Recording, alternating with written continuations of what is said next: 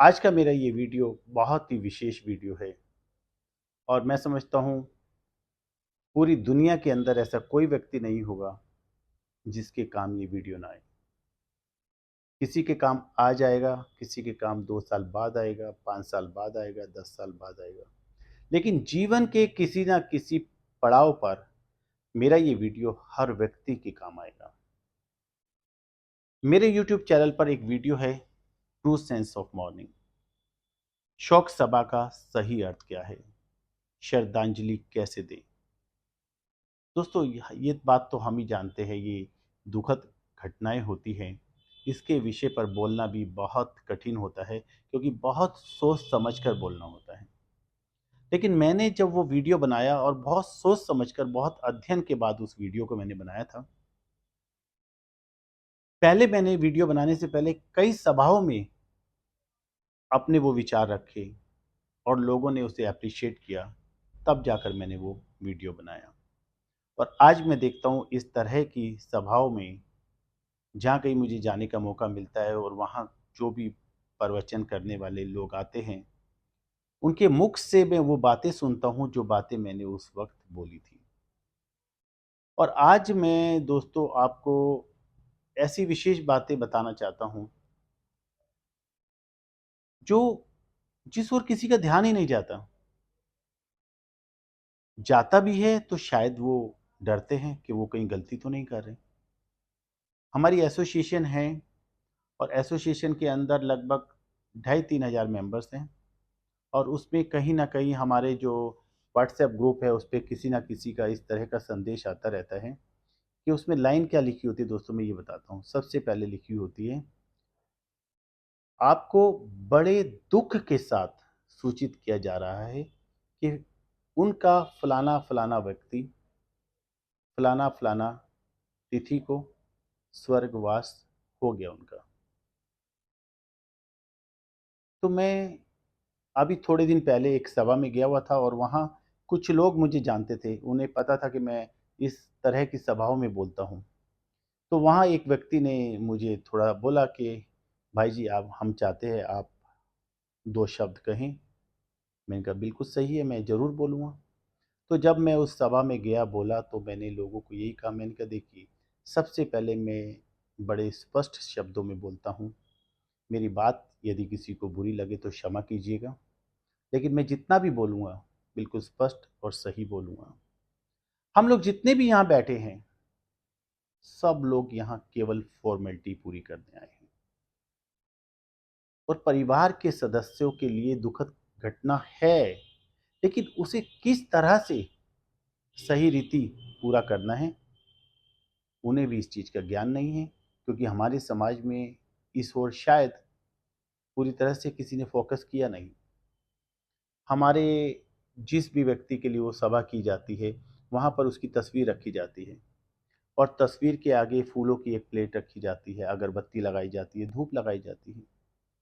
प्रत्येक व्यक्ति आता है, 2 फूल उठाता है, 4 फूल उठाता है, तस्वीर के आगे चढ़ाता है और अपने अनुसार जेब से कुछ भी पैसे निकाल कर वहाँ पर साइड में रखता है और सभा को प्रणाम कर कर जाकर सीट पर बैठ जाता है।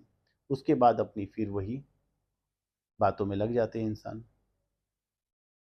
मैंने कहा यहाँ हमारा आने का मकसद एक बहुत विशेष है।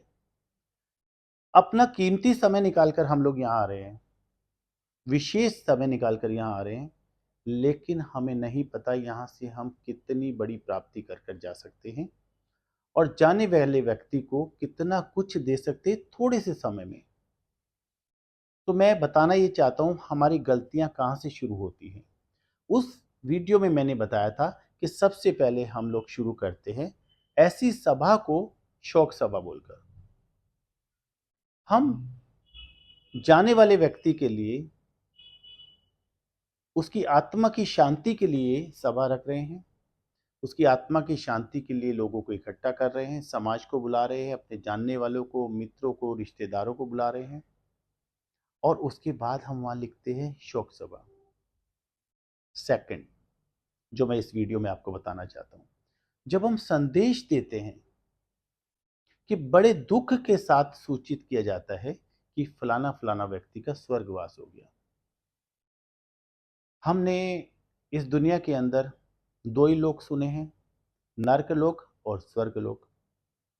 अगर किसी का स्वर्गवास हो गया तो सोचने की बात है, स्वर्गवास से ही स्वर्गवास में गया है या नर्कवासी था यहां से स्वर्गवासी गया है। हम कहते परमात्मा के चरणों में उसने स्थान प्राप्त किया। मतलब एक साधारण दुनिया से इतनी ऊंची स्टेज उसने प्राप्त की है परमात्मा के चरणों में। तो क्या हमें वहां पर यह लिखना उचित है कि बड़े दुख के साथ सूचित किया जा रहा है? आपका दुख अपनी जगह है, जिसके घर से वो व्यक्ति गया उन लोगों के लिए वो पीड़ा है और वो शायद रहेगी। उन लोगों के लिए वो दुखद घटना है, ठीक है। लेकिन जब आप ये मान रहे हैं कि उनका स्वर्गवास हो गया, या तो आप मानिए नहीं, लेकिन जब आप मान रहे हैं उनका स्वर्गवास हो गया, तो उस समाचार में दुखद शब्द ना लिखे। ये ना लिखे कि बड़े दुख के साथ सूचित किए जा रहे हैं। क्योंकि अगर आप दुख के साथ सूचित कर रहे हैं तो आपको किसी जगह ये बात अच्छी नहीं लग रही कि वो नर्कवासी से स्वर्गवासी हो गए। मैं एक छोटा सा एग्जांपल ऐसे कहूंगा, किसी बैंक में कोई चपरासी की नौकरी पर है और अचानक से उसको मैनेजर की पोस्ट मिल जाए, या कोई किसी कंपनी में एक साधारण पोस्ट पे है और अचानक ऐसा हो वो उस कंपनी का मालिक बन जाए। तो ये दुख की बात है या खुशी की बात है? अब उस व्यक्ति के नजरिए से देखे जो गया है तो उसके लिए तो बहुत सुख और खुशी की बात है। लेकिन जिसके पास से गया है, मान लीजिए कोई एक दो व्यक्ति एक ही ऑफिस में काम करते थे, एक व्यक्ति का प्रमोशन हो गया, वो दूसरे ऑफिस में चला गया और एक व्यक्ति वहीं है। तो उन दोनों की जो बिछोड़ हुआ वो उसके लिए दुखद हो सकता है, लेकिन जिस व्यक्ति को पद ऊंचा मिला उसके लिए तो दुखद नहीं है। तो या तो हमें लिखना चाहिए साधारणता कि आपको सूचित किया जाता है, या लिखना चाहिए बड़े दुख के साथ सूचित किया जाता है कि फलाना फलाना व्यक्ति का देहांत हो गया। या तो स्वर्गवासी हटा दें या दुख हटा दें, पहला। दूसरी बात, जब हम वहां पर वो प्लेट रखते हैं और तस्वीर रखते हैं, उसका भी एक बहुत गहरा लॉजिक है। तस्वीर क्यों रखी है, क्या कारण है तस्वीर रखने का? जो हम पूरी सभा को बुलाते हैं, इतने सारे लोगों को बुलाते हैं, 200 400 500 1000 लोग वहां इकट्ठे होते हैं, उनमें ये जरूरी नहीं है कि प्रत्येक व्यक्ति की आंखों के सामने उस व्यक्ति की छवि हो जिस व्यक्ति का देहांत हुआ है। मानते हैं आप लोग? भाई उसमें बहुत से लोग ऐसे होते हैं, मान लीजिए कोई बुजुर्ग व्यक्ति गया तो उसके बच्चों के, उसके पोते पड़ोसों के मित्र गण आ रहे हैं जिन्होंने उसको कभी देखा ही नहीं, उनके ऑफिस से स्टाफ आ रहे हैं जिन्होंने उसको कभी देखा ही नहीं, जिनका देहांत हुआ है। तो वो उनके लिए शुभकामना शुभ भावना अगर करेंगे भी, मैं आपको कहता हूँ एक मैसेज टाइप करो एक मोबाइल से और फलाना फलाना व्यक्ति को भेज दो। भाई कौन फलाना फलाना? मैसेज तो मैंने टाइप कर दिया, लेकिन किस फलाना फलाना व्यक्ति को भेज दूं? उसका नंबर तो बताओ, बोलोगे ना? तो ठीक इसी प्रकार जब हम शुभ कामना शुभ भावना कर रहे हैं तो किस व्यक्ति के लिए कर रहे हैं, उस व्यक्ति की छवि हमारी आंखों के सामने हो, इसलिए उस तस्वीर को वहां लगाया जाता है। वो व्यक्ति की तस्वीर वहां लगाई, उसके आगे फूल रखे। अब होता क्या है, हम दो फूल उठाते, चढ़ाए, हाथ जोड़े और चल दिए, काम खत्म नहीं। हमारा वहां आने का मकसद यही है, जो व्यक्ति स्वर्गवासी हो गया, हमारा मानना ये है उसके कर्म अनुसार वो इस नर्क जैसी दुनिया को छोड़कर स्वर्गवासी हो गया, और उस स्वर्ग के वासी होने में उसके मार्ग में अगर रत्ती भर भी कहीं कोई रुकावट आनी हो तो हमारी शुभकामनाएं शुभ भावनाएं उसको समाप्त कर दे। जैसे मान लीजिए किसी व्यक्ति के प्रमोशन में या कोई भी बात में कोई अड़चन आ रही है, तो 10 20 50 लोग जब जाकर बोलते नहीं सर ये तो बिल्कुल परफेक्ट आदमी है, नहीं सर ये तो बिल्कुल परफेक्ट आदमी है, तो जो अधिकारी होता है उसको लगता है हाँ, जब इतने लोग इसके फेवर में तो ये बिल्कुल परफेक्ट है। तो ये सभा का लॉजिक होता है। और सभा को जब हमने वहाँ बुलाया और एक व्यक्ति आया, फूल उठाए, फूल के अंदर खुशबू है।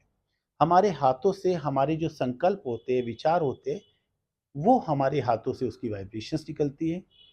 हमारी जो आंखें, उससे भी वाइब्रेशंस निकलती है। तो जो सामने तस्वीर है, उस तस्वीर को मद्देनजर रखते हुए, ध्यान में लेते हुए, हम पुष्प हाथ में रख के जब उसके लिए शुभ कामना और शुभ भावनाएं करते हैं और जब पुष्प अर्पित करते हैं, तो वो शुभ कामना, शुभ भावना उस व्यक्ति तक पहुंचती है। जैसे मोबाइल पे हमने नंबर डायल कोई मैसेज टाइप किया और उसके बाद हमने कोई नंबर डाल दिया, उस नंबर पर वो संदेश गया तो किसी और के पास नहीं जा सकता। वो संदेश उसी नंबर पर जाएगा जिस नंबर पर आपने टाइप कर कर भेजा है।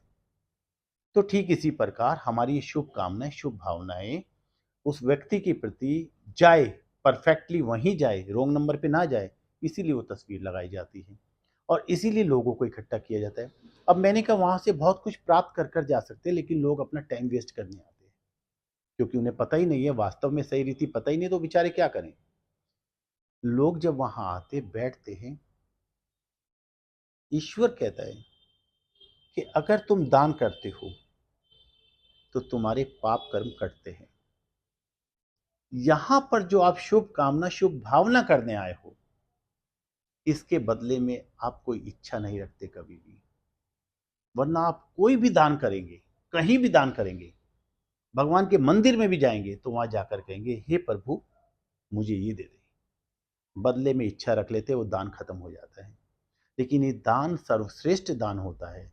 जब आप यहाँ दान करते हैं, उस आत्मा के लिए शांत मन से बैठकर शुभकामना, शुभ भावना करते हैं, तो परमात्मा आपके पाप कर्म का खाता खत्म करते, हल्का करते, उस रेशो के अनुसार कुछ ना कुछ आपको बेनिफिट, अच्छा बेनिफिट होता है। ये बात। और जो समाज के लोग आते हैं, एकत्रित होते हैं, तो क्या होता है, संगठन में जब हम योग करते हैं, शुभ वाइब्रेशन देते हैं, तो आप देखिए एक छोटी छोटी कंकर को एक कपड़े में बांध दीजिए, एक कंकर को फेंकिए, मारिए किसी को, कोई विशेष फर्क नहीं पड़ेगा। लेकिन जब आप उसका एक बंडल सा बना लेंगे, गोला बना लेंगे और इतना भारी हो जाएगा, उसको जब मारेंगे तो बहुत पावरफुल होगा।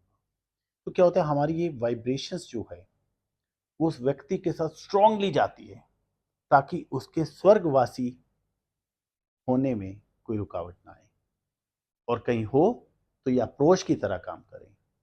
तो ये हमारा मुख्य उद्देश्य होता है वहाँ जाने का। तो मैंने जो बताया, एक तो हमारा लिखना, सबसे पहले संदेश पे हमें ध्यान देना चाहिए, हम लिख क्या रहे हैं, शब्दों पर ध्यान देना चाहिए। शब्दों से ही वाइब्रेशंस निकलना शुरू होता है। सबसे पहले 90% लोग, 100% लोग जिनको भी आप मैसेज भेजेंगे, वो उसको पढ़ेंगे, पढ़कर क्या बोलेंगे, बड़े दुख के साथ सूचित किया जाता है। शुभ कामना, शुभ भावना तो खत्म ही हो गई। सबके मुख से दुख का शब्द निकल गया कि वो स्वर्गवासी हुआ, इस चीज का दुख है। परमात्मा भी कहेंगे यार सारी दुनिया को इसका दुख हो रहा है स्वर्गवासी होने का, इसको वापस भेज दो। तो दोस्तों, कहने का अर्थ ये, मैं ये नहीं कह रहा कि किसी के जाने का दुख नहीं होता। दुख होना अलग चीज है, लेकिन उसके लिए शुभ कामना करना, शुभ भावना करना, शांति सभा का आयोजन करना, उस आत्मा की शांति के लिए प्रोग्राम करना, अलग है दोनों। वो उसी अनुसार होना चाहिए जिस कार्य के लिए आप कार्य कर रहे हैं। और पुष्प का भी वही महत्व है, तस्वीर लगाने का भी वही महत्व है, और पूरी सभा में लोगों को बुलाने का भी यही महत्व है। अगर ये बातें हमें समझ आ जाए दोस्तों, जो सदस्य हमारी फैमिली से जाता है, उसके जीवन में आगे कभी कोई समस्या आ ही नहीं सकती। पहला तो ये लाभ। दूसरा, वो शुभ वाइब्रेशंस जब हम प्रॉपर तरीके से वहां बैठकर 5 मिनट 10 मिनट भी उस व्यक्ति के लिए करेंगे, तो जिस परिवार से वो सदस्य जाता है, उस परिवार को बहुत अधिक लाभ मिलता है। और जितने लोग बैठ के संगठित रूप से वहां पर ये कार्य को करते हैं, उन सब के जीवन में, क्योंकि निस्वार्थ भाव से आप शुभ कामना, शुभ भावना कर रहे हैं, तो ये एक प्योर दान है। तो दोस्तों, मेरा ये वीडियो बनाने का मकसद यही था कि मैं बहुत सी सभाओं में जाता हूँ, अब बोल देता हूँ, लेकिन कितने लोगों तक पहुँचा पाऊँगा मैसेज। मेरी इस वीडियो को आप ज़्यादा से ज़्यादा शेयर कीजिए, ताकि कोई भी अपने प्रियजन को सही तरह से मुक्ति दिलाने में, प्रभु के चरणों में उनको स्थान दिलाने में, या स्वर्ग के अंदर उनको स्थान दिलवाने में गलती ना कर बैठे, सही तरीके से उनको विदा कर सके। नमस्कार, शुक्रिया दोस्तों। और मेरे शब्द से कहीं भी किसी को कोई परेशानी हो तो क्षमा चाहूँगा। ओम शांति।